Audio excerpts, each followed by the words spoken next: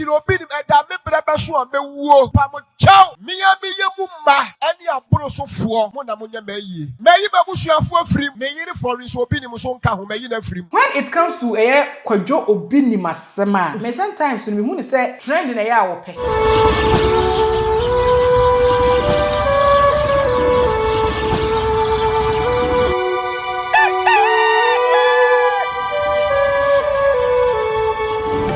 For any day so Yamamina Aquaba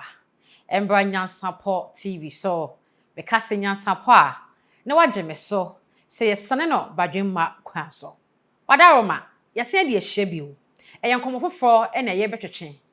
esa asem no beto nten fidie no so a yenyina ye wo ho kwan se yetimi kire yadwen e wo ho bisa wona wama ho kwan amana beto nten fidie no so ehwo aso ye di yenduma ehwo na ehwehwa ye nsem ehwo na esua de e di efrie mesrew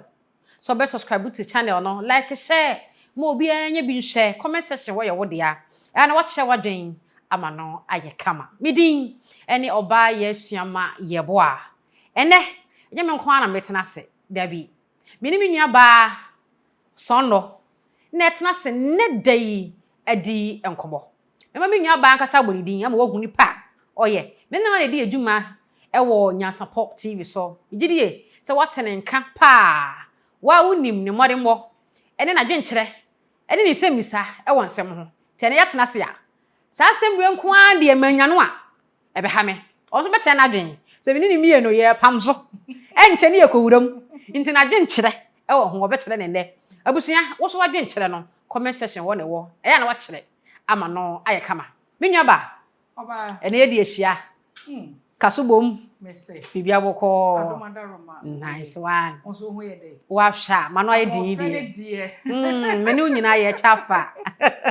yemi onu nyina na ye chafa no ano yempanyufo adawro omma common ne yen te bia na yahyehe oh yes ese do pompom fe ese do so se kutu se chire Ka me sare be yo. Se chire. Me chere ma ko fi se. No. Wo tu bi egu wari ase. No. Adwuma no na afre yen. No. Abusia. Me ni menua ba adwa na ye tena se a. Ene ye bedi enkomo. Na afre ntitan video no mu sesi a ye kase ya. De ehuru so pa. Eye osofo Bishop Obinim. Daniel Kwajo Obinim. No. Aboroso. Na so if you kwadi en fa 10 cedis ma obi. Ofre no. 20 cedis. There be onyengetwa. On red no. Pede mu oduro. That's a pink and it's 200 I no pay. No. Na sample for us aba. Okay. Na ni nyina ye se we de wabu nkotodwe. Ye so pa sori ma chew se e bia mfumso bi a wa ye mfa nche no ana ofre no mo mpagya mu da bi. Na emom o se o hye se ne dadu Lumba the late aye ne sensan ho ye na o hye se ne esi ye kasai eye apostle Joseph de ebeye denka ya sapon so kora de na nsen no ensen ne tim okay odwene ho a ensi so nti o sere obunkotodwe wona so refie se nei de ya ye kasai so to a o makwan se wayi na busu afirim wayi ne yere afirim ma Florence afirim ma Florence so kwa wodi na sinchen wo twanagu wow nemom na sole ma ene ono ani yemu ma ene mom ensie no asema opa yi kan ano odin yenko ne yenkohwe na bi obi kwa ho no ma ye kan ono kwa nyanwu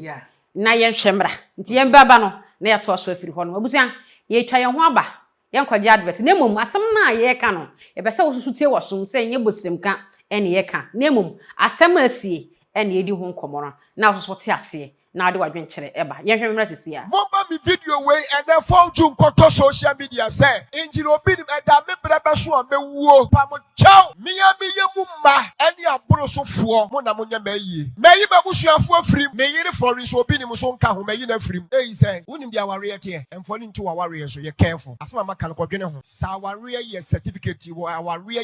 legal wife, yes, our real respect here. Taposuko Joseph Lumba no one more. If you respect your husband and if you respect your wife, you will never do any sorry to use this word, any stupidity things. Do the right thing as a husband, as a wife. Be you crave. Follow me. So what I say. Seko Joseph wale na na yere te ase a. Kadie kwaso obegina as a wife, but our little new baby until an emano na yes. To Miss Seremo, median that may come and Sam, and I'm not told, may ye, my bush for me, you free, Obinim, my bush, mamma, my home, Mobile Coco, Topa, or me, Funo home, but she date in it. Hey! Momre ye ni bi but anyam mo be se date de be ye e da me wo obi obe se date any de be ye me ye ni da ye sie me teta ho ye hwe nyina e ye me ma ene aborosofo asa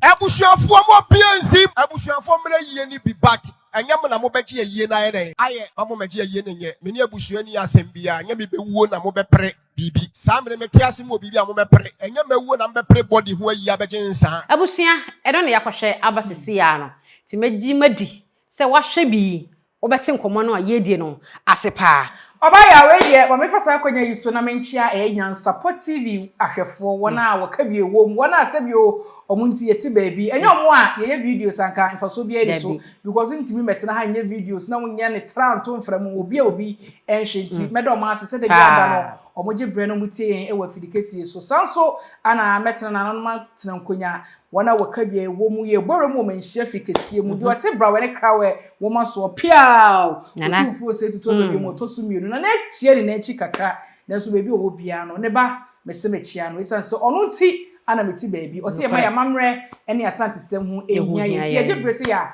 na yada na se oba asem we bebe se bibusa asem ba ko bebe se bibusa wasem ba bisa nyem na me ka asem no bebe se bibusa ba ko because when it comes to kwadwo Obinim asem a me sometimes me hu ni say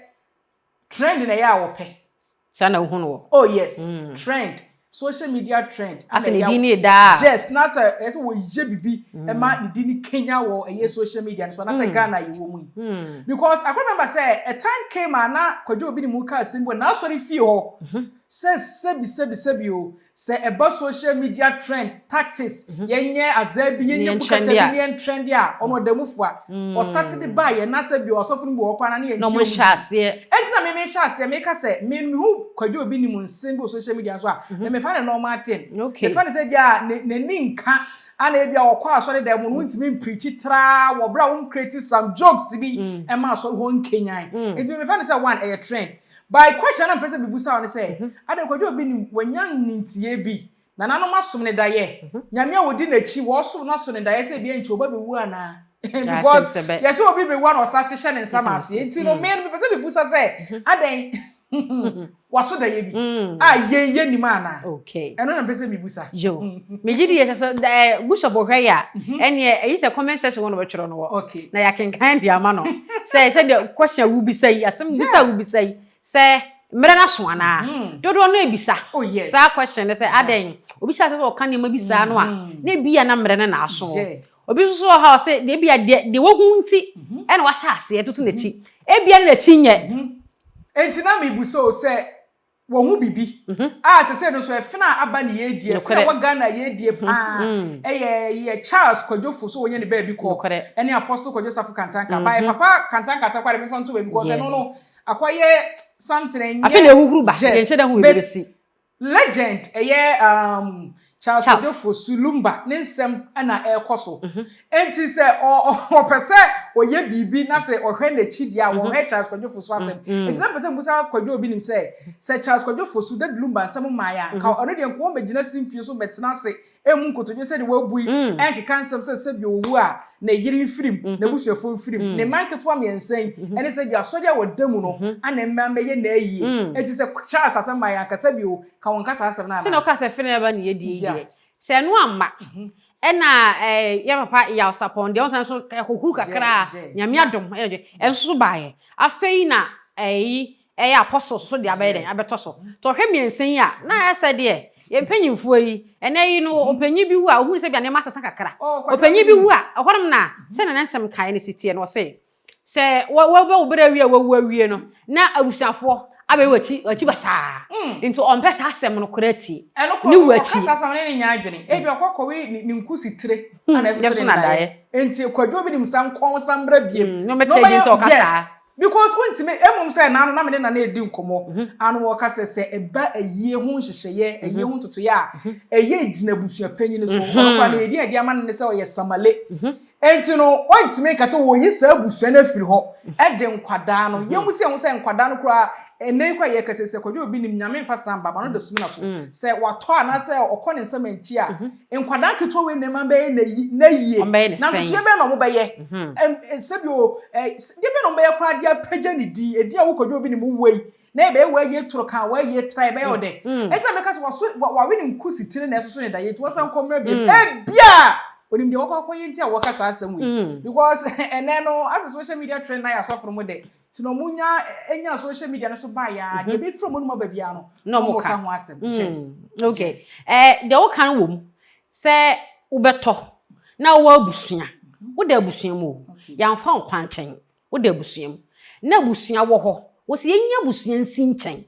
ne ma wa asore na wa asore ye abusua debi omo ba mbedi wachi se ne de Christ ba ye Kristo ba nyine didi na chibi o mbedi wachi unya ta ye bishop ko asa ne mom bi ogu nsa no ya amamre ye fa no ko she fridge mu ye nye ni nyina ya busua ntutimi nya busua mfiri na tisu asa kan kwa ye ejire o yire so mfiri mu sesan esa yire no mudo so na bia ba ko na wa se ne ka wa nti ono nya ti asese on twene wunsi nchen na obo maka ne nya na asese me no so metimi ahwe into some dimension bia kase bia ye hese ne Bishop Daniel Kodwo Obinim odo ye maame Florence Obinim bia e bia won pair situation whereby say obewu na bia na chire no ye behwe bia se saman wo hana saman wo na bia ye kan Kodwo Obinim ewu na obeba na 1 week ase na wogina ho na ye disrespectful Florence Obinim e bia no na ebi won penisa because of her senye chance Kodwo Fosu die yi ku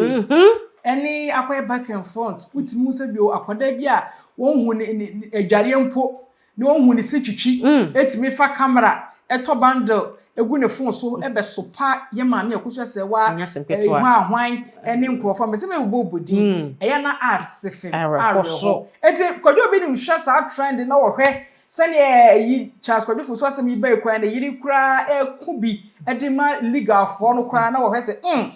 mama nkasa asem we amagana fo enya ne ntia na sa nto mutirim se mesimi wu a hwe na Florence Obinim ama ho abusepanyi na ama ho na se mi kowu na Florence kodidi nanim koye niema bia e bia na Ghana fa disrespect no kwepa on person service entina me ka se me hwe into so many dimensions say see that say nyame ya chere se Kodwo Obinim e that say wu ba be umra so two wakwakwa wini nkusitire na so ne ndaye e bia kwakwa ye ne boni bi na ye nim bi kwakwa mu asam de no kwa nim 3 ebia respect what the man Florence Obinim ne wo hwe trend a yakọ social media ebia ne yakodosa ne yere yes yakodosa no ya doso no ya geri ne ma e de pasa yes eno na ebia pesa o avoid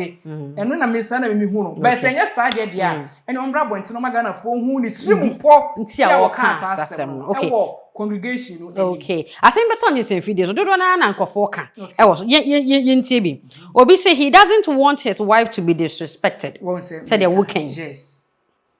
no credit obi say maturity is a gift from God, I am telling you. And say when wadwumu be do no ye no so ya chede efire urade ho no wadwumu ndo a e bia won te de wo kana asesa no pese o chede okay obi so bi say time aso ana one say the mechanic the same thing na comment section for come maybe go here say comment section do mo ka ko na me na comment section readers association me ka ho aha ye obeji weni so pa e the same time no the same thing and on so kan e defa Bishop Daniel Kodwo Obinim se me ho by Bishop question mark ho e ba na asma ya me say make a match obi say me and awale sune obi say akwa we time aso ana obi say what is happening no kura so obi ta sa question say edien e na e question because say this obi to a me question is say why e na say osie no okay mami embra mu kakra na no wasa me sha say me ka say me ne na di nkomo de fa Lumba nsensem na na e ka say mi say ye hwe asante amamre na mane a anka obi to a anka abusua dia abusua dia no so jodi animu edimu akotene eye abusua panyin enti on de o say abusua panyin no mfe na abusua panyin no fe no samale wo hwe na wo se funu yes da ye beba no ana ni post ba eye maya ni post ma enti ma busa na nakora say enti me ni say abusopan de nko de ne pai bo ada bi ada wo bo ne so obi mu na ne post mbra because ni post ba ye time ma wedding ma occasion bi na say ye de ne de bi obo mpa so bi no say tisa na so asante amamre ne na mane enti abusuapanyini ana di mu akotene wo aye ntoto ye empo say obema nkwada ba mu a na situation whereby e bia abusua na preso a na omo show ma ho odi sika fam e bia nkankwa no wo bia yes o betimi di aboa eno kwa no nkwada no ye be gifiri mu ho na sam be boa munyi manim se mu na mu yes amu asama kwaje bosia yes enti aye ni be koso ye be ye ni nyina wie betete ka e be buka na ye bia akwakoto be bia na e bia emfaso bi ba ya frem ma no se ma no nso de ba ye ni mu nso mwen anase mkwara so ye obi omo ye nkwada pa omo yese no maame on papa bread ye wo ho hwe wo mo a omo tipa se e ka amade ifaso aba abusia mo feska ne nkoto baby say na imrepa mu yes bibia si a yetimi asa akọ ne akọ fa de enti me no se ne me sua mamamre ne mamani asante se mu hia me na nanso amanya ne ntie se eye ba enye yere de enye mmade se bi enye namfo enye sore ma yes enye kuo bi anipa ne join ye kase kuo bi ni kuo na asore because ho ana odidi free ho ana wo ye ni bibia free obenye sika ho no oye free e was side adwuma bi o ya me adwaminim but kojo bi ni minim se oye sofo entini kuo ene na asore fo no omuni hu kwan se bi o se ne aba social media ne so se Daniel kojo bi ni mewu a omunko tinyina enko se bi obi ni mfie enko fa na emu ni fa enko hye asukwa chiam say ye kwa akosi ye kokora no ho ansanya kwa koba abusuan ma ne da bi we san wati eye say ye di amama ne amane so na ye gya bibia de ma abusuan ne titru ene abusuapan na woda abusuan na ene abusuapan ni bia o say de wo baje wo agye ne baje mba ni yes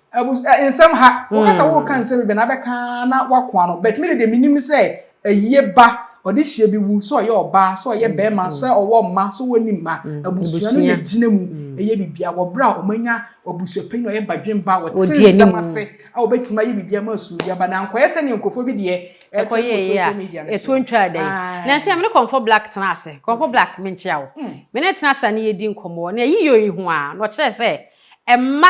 eba yiyo mu bra mo to adaka se mma se de se mo to adaka yeah monto adaka mu be sie se ne mo maame na ewu se mo papa o monto adaka mu be sie mo maame no ene mo papa no ede de mo asede eye nhye se mo ye ene kwa se mo fra ni susu akwara no de a ene ye consider bibi ka bo manyinyini de a mo beto mo de no ni aka nyina no eye abusua kwajo obi ni masem a abaye a ye kan wo hwe ono adwuma wo ya oye sofo ana asori bia nso wo ne hyehyɛ ni yi sɛnyo mo to mo ne ma so obi time titi kwan ne sofo me de mi ma so da me kosi so oye sofo na sa bi wu a asori no kwa na mo to adaka edisi eno ye mra wa so nim me ma asori a me meko asori be sɛnyo wo ka no go for black power ka na nanso aka sɛ nkwada no sɛ bi so mumu amia omo ye adwuma titiri a na sa hode no ho a ye so mo ne to adaka edisi omo papa anase omo maame omo de hie na wo but etwa koba kra na ebesi ebusua ne so because da ebusuam se ebusua amma na mba nka wo fa hi ekohu omo de hie se bi wo kwa akware no ne pese omo akodi hie mu bi ama emma kra edai apia fima ba eti kwadwo obi ni masema wo ka ode aba social media ne so ana miwu a se bi wo Florence obi ni kra ni ho kwan ye mabusuafo ni ho kwan me yemfa me funu ma me sore ma ene me sore ma Debi obi ni dem no ka sole ma no wo meto abusua no beto wo wo hwe ni yo asema wo ka de ato wo no wo hwe ni yie ma ni nkoye se wo bewu no no nso yakwa akwotwe ni funu ho da wo da ba keka nsem bi ya betina ha se be sinkonya bedi ho nkoma me ka ho asem bi na nsem wo ha nsem wo ha na wo ka unhu ni ti unhu ni kon unhu ni hwene enta me ka so obi ni so wo free social media ne so na se ni din ni da na se wakaja atum okay na wa trend kakra nti efa ne se opese wo trend ni we also opese wo trend no ene se obewu ama ye na ne mma no akwakoye na eyiye asore maso akwakoye wo de mu wie kaba no fanko ma abusua se na obi ni pese wo kaba wenti banka wo ye abusua firi mu enye ye se ne amamre ne amane kwa so ye nim no ayegu so ayesua no nsore manko ntimi nye wo ye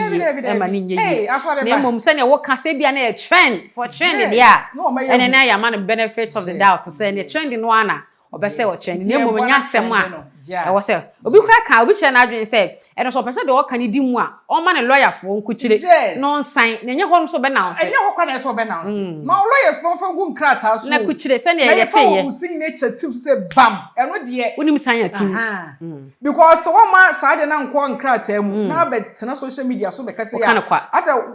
waka asem ne tra abusafo ne pa no be fo mpo mo fa but in the case we dey akwa nkrata mu waka lawyer te ho adansini bi te ho uyo de ayi onsa tim so bo be se fa to so fe na bia anase fa pen to so na sensan no ene ye gitu me no de metwi mu ne betene pe na se mendi wo hyehyede ne so a eno so me wo side effect bia eno so be ba me so inti no onko mbra biem ene sa no wo sama sore de na oba me so na hu se oba menyina yie abusia yenkom ayedie no wo so adwen kire wo ho no be comment section wo ye wo dia ya na so ache wadwen ama no aye kama ya che yadwen wo de edi kan ba yi ho ebia na next week nko ayesi mi na wasa de wo fra ba wo be kire mu yi a kire yen se na obi e bi sa kwetwen no no wo be kire mu yi ama ya te ye ho ase na ye hu se ne be si aka asem no asan ediesi bi na emom se si ade wadwen kire ho hia me na wa che no comment section na emom wo che wadwen no na subscribe to channel na ho hia na wa like video no so aka ho na wa share mo bibia enya bi ahwe manya ne tie se abrochi fo nta hwe pa oh yeah omo hwe yen pa mo ma yen temo nka mate pa so mo so ya homam na ma mo nyesa na ma mo nyesa ko me de bra betra hana me kan so ma da bia me kan mamu na unim de me pe ka me de me pe ye kre Nyansapo fo ma Ghana na me ye box me share box de bremo me de nema bremo entoma no entoma no se abroche mu no anwa no na envelope sanda so na se eno no ye adwuma na eno ne ye do ko hye hakora ne kukobi ma se wo kasa kwara wo sese wo kasa eje ya nso ya konkoro fifiri nto sanet ye osia ye ne masepa asamaje ye na to mpreko pe na mo ne ye di dwumadie ye konso ne nche epanyi ba ko dan so abiam opanyi ye chia wo dodo ye chia papa onyuma pa wo ye chia Nyansapo fo fi penyi so besi last baby ye chia pa nyami sha o woda wo de e de chia ya biribia ye bebe fi ye tese wa bagana ye bebe fi bo hu ase ye saso ne ye ba hu ye ni mu a we say o ma ne ye ba no sa ne te abusan fa nyina nsi ha say midin ebio ne oba ye suama ye bo a meni menua adwoa kromo e de tena se a ye djumadi no ebro ye fa wo si a da sen ne ye be sen de ye hia bio Marital adenti ne ebube ne bre be se si ebube ebe ye de den kura preko enim sebe odwampopo bi esi kro ni mu a wase wadore sra tanyini wantena fie ema aseduamfo blani pie frimantam be hin se pin enye nkwande wa na ye sotro no wa ansa na odi asebe fita na no makode ebrensi am wa otua ne nsem mojabumo ni hu duanani wie klaman wo ye sofo kra wo nye ye bio tontonte ye no nsa na ye fa Nyansapo abon ntakra na mane ye kese na ntakra abon ne die fanyinam kwatere kwa wada woro ma ntoma ye fe ni din de seyin ni din de Obama